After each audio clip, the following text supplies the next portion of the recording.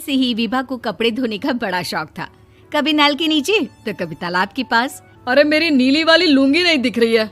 विभा की अम्मा, कहाँ रखी है लुंगी? अरे वो तो विभा ने परसों ही धोकर रखी थी आपकी अलमारी में, देखो वहीं होगी। वो ना मैंने आज धो दी, मुझे लगा कि गंदी हो गई होगी। अरे कैसे गंदी हो गई थी, उसे तो मैंने पहना भी नहीं। हे भगवान, इस लड़की के कपड़े धोने की आदत से परेशान हो गया हूँ मैं। जितना तो घर में राशन नहीं आता, उससे कहीं ज्यादा डिटर्जेंट पाउडर का खर्चा है। इसकी शादी करवा दो, शादी जाए अपने घर में ही करे काम, फिर चाहे घर के कपड़े धोने हो या पूरे गांव के। हाँ ठीक बोल रही हूँ, देखता हूँ मैं कोई लड़का। वो दिन भी आ जाता है जब विभा को देखने लड़के वाले आ जाते हैं। लड़की मुझे अच्छी लगी। होने वाली सास कहती है, बेटी अगर कुछ पूछना है तो पूछ लो।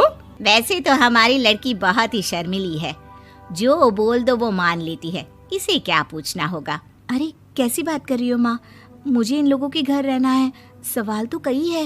हाँ हाँ बेटा, पूछ लो ना, क्या पूछना है। आप लोगों के घर कपड़े कौन धोता है? सास का मुंह बन जाता है। देखो, अगर तुम ये कहना चाहती हो कि तुम्हें कपड़े धोने नहीं आते तो सुन लो, कपड़े मैं ही धोती हूँ, लेकिन तुम्हारे आ जाने के बाद मैं रुमाल तक नहीं धोऊंगी। अरे चुप रहना भाग्यवान, बहू बेचारी घर आई नहीं, उसे डराना शुरू कर दिया। वो क्या है ना बिटिया, अभी तक तो ये कल्लू की माँ ही धोती थी, लेकिन अब तुम्हारे पापा तो दहेज में वॉशिंग मशीन देंगे ही।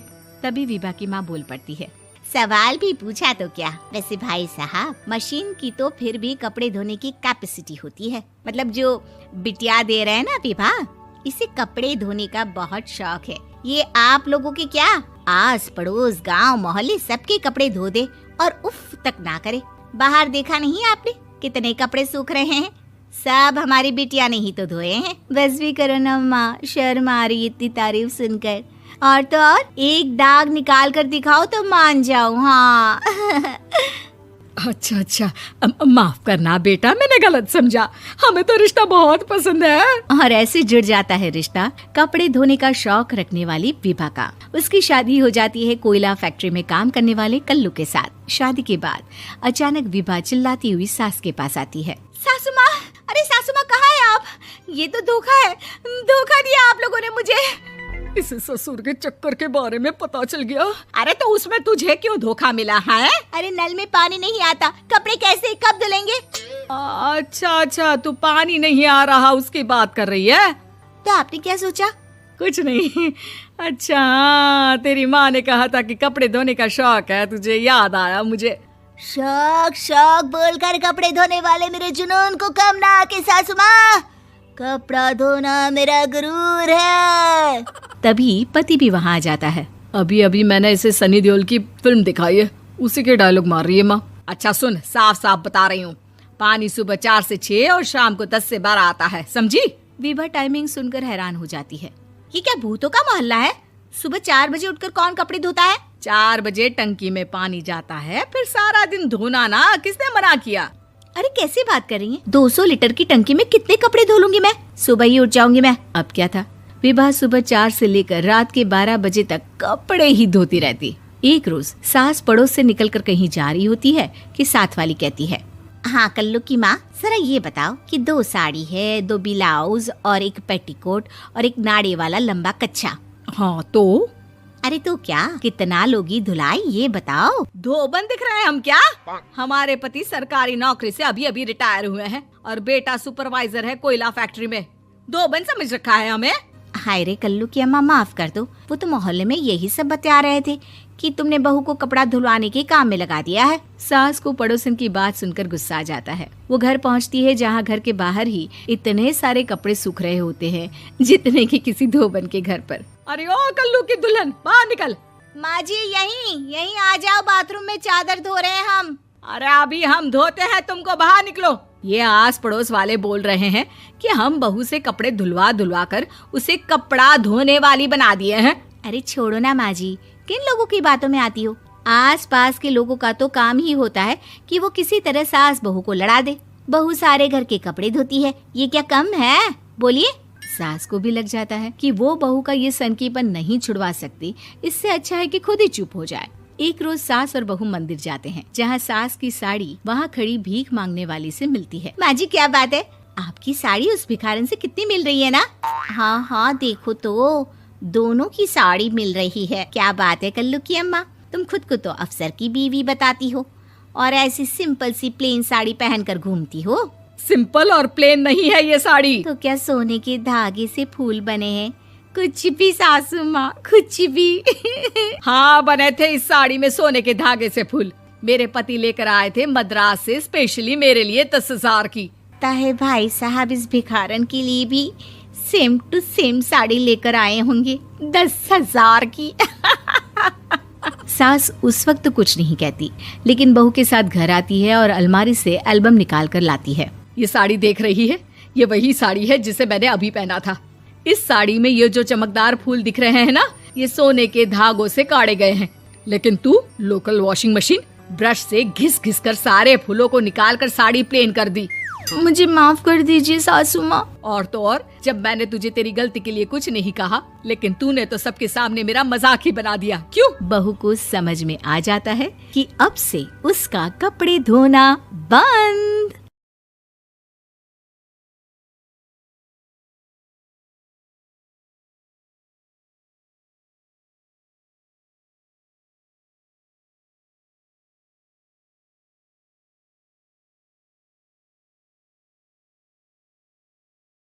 से ही विभा को कपड़े धोने का बड़ा शौक था। कभी नल के नीचे तो कभी तालाब के पास। अरे मेरी नीली वाली लुंगी नहीं दिख रही है। विभा की अम्मा, कहाँ रखी है लुंगी? अरे वो तो विभा ने परसों ही धोकर रखी थी आपकी अलमारी में, देखो वहीं होगी।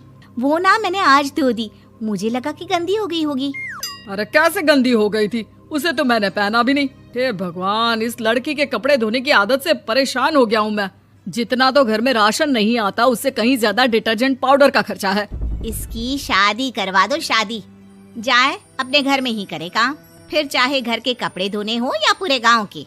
हाँ ठीक बोल रही हो, देखता हूँ मैं कोई लड़का। वो दिन भी आ जाता है जब विभा को देखने लड़के वाले आ जाते हैं। लड़की मुझे अच्छी लगी। होने वाली सास कहती है, बेटी अगर कुछ पूछना है तो पूछ लो। वैसे तो हमारी लड़की बहुत ही शर्मीली है, जो बोल दो वो मान लेती है, इसे क्या पूछना होगा। अरे कैसी बात कर रही हो माँ, मुझे इन लोगों के घर रहना है, सवाल तो कई है। हाँ हाँ बेटा, पूछ लो ना, क्या पूछना है। आप लोगों के घर कपड़े कौन धोता है? सास का मुंह बन जाता है।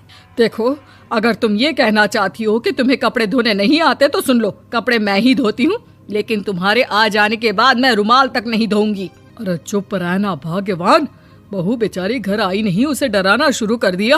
वो क्या है ना बिटिया, अभी तक तो ये कल्लू की माँ ही धोती थी, लेकिन अब तुम्हारे पापा तो दहेज में वॉशिंग मशीन देंगे ही। तभी विभा की माँ बोल पड़ती है, सवाल भी पूछा तो क्या। वैसे भाई साहब, मशीन की तो फिर भी कपड़े धोने की कैपेसिटी होती है। मतलब जो बिटिया दे रहे हैं ना विभा, इसे कपड़े धोने का बहुत शौक है। ये आप लोगों के क्या, आस पड़ोस गांव मोहल्ले सबके कपड़े धो दे और उफ तक ना करे। बाहर देखा नहीं आपने कितने कपड़े सूख रहे हैं? सब हमारी बिटिया ने ही तो धोए हैं। बस भी करो ना माँ, शर्म आ रही इतनी तारीफ सुनकर। और तो और एक दाग निकाल कर दिखाओ तो मान जाओ। हाँ। अच्छा, माफ करना बेटा, मैंने गलत समझा। हमें तो रिश्ता बहुत पसंद है। और ऐसे जुड़ जाता है रिश्ता कपड़े धोने का शौक रखने वाली विभा का। उसकी शादी हो जाती है कोयला फैक्ट्री में काम करने वाले कल्लू के साथ। शादी के बाद अचानक विभा चिल्लाती हुई सास के पास आती है। सासू माँ, अरे सासू माँ कहाँ है आप? ये तो धोखा है, धोखा दिया आप लोगों ने मुझे। इसे ससुर के चक्कर के बारे में पता चल गया। अरे तो उसमें तुझे क्यों धोखा मिला है? अरे नल में पानी नहीं आता, कपड़े कैसे कब धुलेंगे? अच्छा, तू पानी नहीं आ रहा उसकी बात कर रही है। तो आपने क्या सोचा? कुछ नहीं। अच्छा, तेरी माँ ने कहा था कि कपड़े धोने का शौक है तुझे, याद आया मुझे। शौक बोलकर कपड़े धोने वाले मेरे जुनून को कम ना आके सासू माँ, कपड़ा धोना मेरा गुरूर है। तभी पति भी वहाँ आ जाता है। अभी मैंने इसे सनी देओल की फिल्म दिखाई है, उसी के डायलॉग मार रही है माँ। अच्छा सुन, साफ साफ बता रही हूँ, पानी सुबह 4 से 6 और शाम को 10 से 12 आता है, समझी? विभा टाइमिंग सुनकर हैरान हो जाती है। ये क्या भूतों का मोहल्ला है?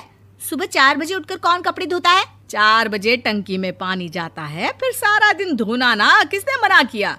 अरे कैसी बात कर रही हैं? 200 लीटर की टंकी में कितने कपड़े धो लूंगी मैं? सुबह ही उठ जाऊंगी मैं। अब क्या था, विभा सुबह 4 से लेकर रात के 12 बजे तक कपड़े ही धोती रहती। एक रोज सास पड़ोस से निकलकर कहीं जा रही होती है कि साथ वाली कहती है, हाँ कल्लू की माँ, जरा ये बताओ कि 2 साड़ी है, 2 ब्लाउज और एक पेटीकोट और एक नाड़े वाला लंबा कच्छा।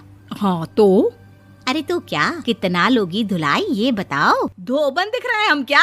हमारे पति सरकारी नौकरी से अभी अभी रिटायर हुए हैं और बेटा सुपरवाइजर है कोयला फैक्ट्री में। धोबन समझ रखा है हमें। हाय रे कल्लू की अम्मा, माफ कर दो, वो तो मोहल्ले में यही सब बता रहे थे कि तुमने बहू को कपड़ा धुलवाने के काम में लगा दिया है। सास को पड़ोसन की बात सुनकर गुस्सा आ जाता है। वो घर पहुंचती है जहां घर के बाहर ही इतने सारे कपड़े सूख रहे होते हैं जितने कि किसी धोबन के घर पर। अरे ओ कल्लू की दुल्हन, बाहर निकल। माँ जी यहीं आ जाओ, बाथरूम में चादर धो रहे हैं हम। अरे अभी हम धोते हैं, तुमको बाहर निकलो। ये आस पड़ोस वाले बोल रहे हैं कि हम बहू से कपड़े धुलवा कर उसे कपड़ा धोने वाली बना दिए हैं। अरे छोड़ो ना माँ जी, किन लोगों की बातों में आती हो। आस पास के लोगों का तो काम ही होता है कि वो किसी तरह सास बहू को लड़ा दे। बहू सारे घर के कपड़े धोती है, ये क्या कम है? बोलिए। सास को भी लग जाता है कि वो बहू का ये सनकीपन नहीं छुड़वा सकती, इससे अच्छा है कि खुद ही चुप हो जाए।